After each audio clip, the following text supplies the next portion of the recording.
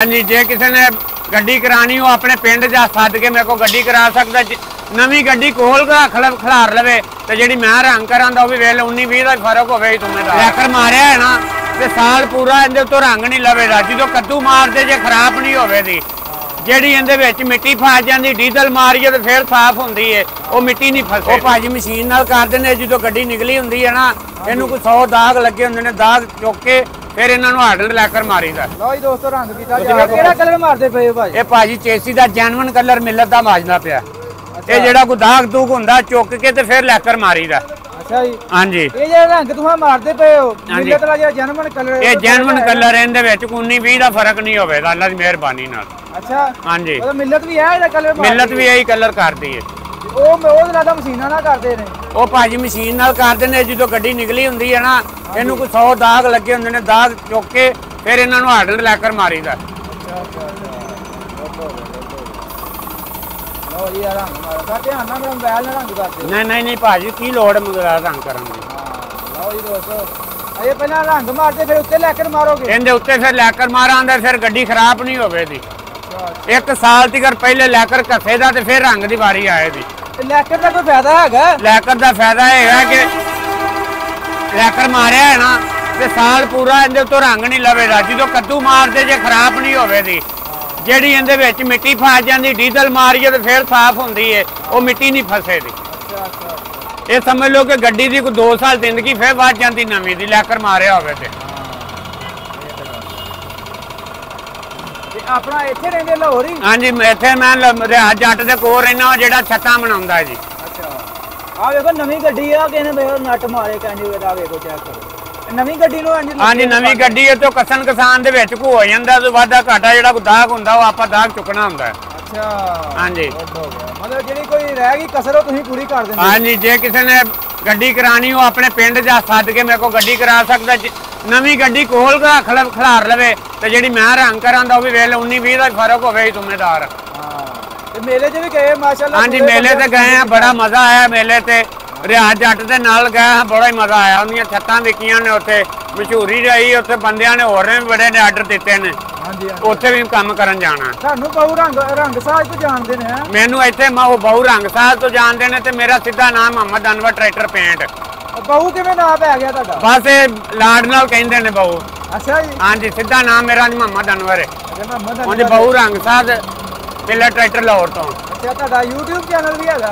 Mohammad Anwar tractor paint है मेरा YouTube channel है। नाले नूं सब्सक्राइब करो नाले लाइक करो तुहाडे को अच्छी ते अच्छी वीडियो लभेगी ते नाले मेरा नंबर नहीं गुआचेगा। हाँ दोस्तों अगर कोई बंदे नूं शक चुका हैगा इन्हां दा चैनल भी हैगा बाकी ये भाई दे हाथ कोई हुंदे ने इत्थे सारा काम वगैरह। बाकी जेड़ा बंदा को आके ना पैसों का कोई मसला तसला है जे ही उन्हें पैसे खावांगे तो असीं डबल देंगे।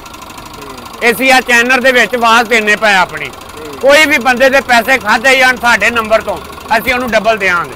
अच्छा तो कोई बंदा तुहानूं अगे मंगवाउंदा है हाँ जी की ओहदा हिसाब किताब है बंदे पैसे जेड़ा बंदा मैनूं कोई सददा है ना वो अद्धे पैसे पहलों किराए दा मैनूं बाकी मैं उत्थे काम करके बाकी रकम फिर लैके आवांगा उहदे कोलों ते मेरे को नवी गड्डी खिलार लवे जेन्युइन काम करके देवांगे सोहना।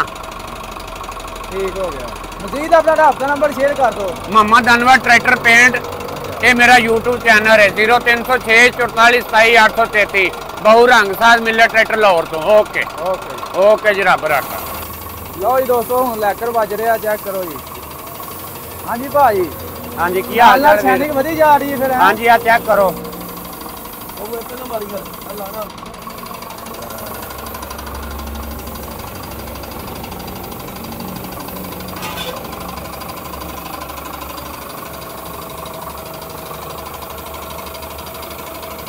लो जी दोस्तों चेक करो शाइनिंग नाल देखी जाओ नाल चेक करो शाइनिंग हो रही लैकर वज रहा जिथे जिथे वज रहा नाल भाई चमकां वधी जा रही दसदा पिया जिथे जिथे वजदा आ वेखदे पे भाई चेक करो।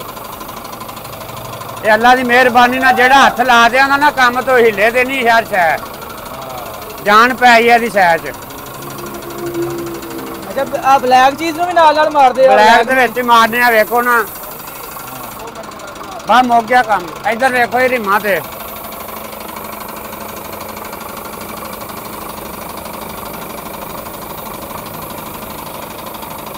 पूरा लश बश हो गया काम के।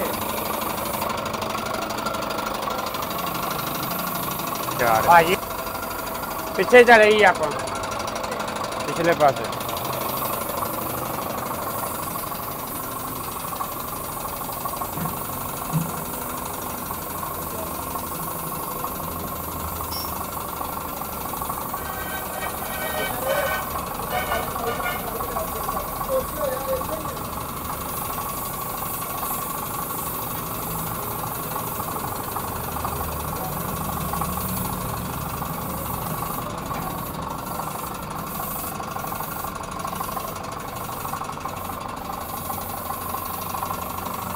ਲਓ ਜੀ ਦੋਸਤੋ ਚੈੱਕ ਕਰੋ ਲੈਕਰ ਵੱਜ ਰਿਹਾ ਨਾਲ ਹੀ ਵਿਖਾ ਰਹੇ ਆ ਤੁਹਾਨੂੰ ਜਿੱਥੇ ਜਿੱਥੇ ਵੱਜ ਰਿਹਾ ਨਾਲ ਚੈੱਕ ਕਰੋ ਚਮਕਾਂ ਵਧੀ ਜਾ ਰਹੀਆਂ ਨੇ।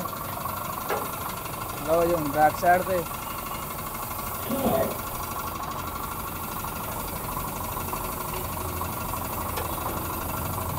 ਭਾਜੀ ਅੱਲਾ ਦੀ ਮਿਹਰਬਾਨੀ ਨਾਲ ਨਾ ਕੰਮ ਸੋਹਣਾ ਕਰੀਦਾ।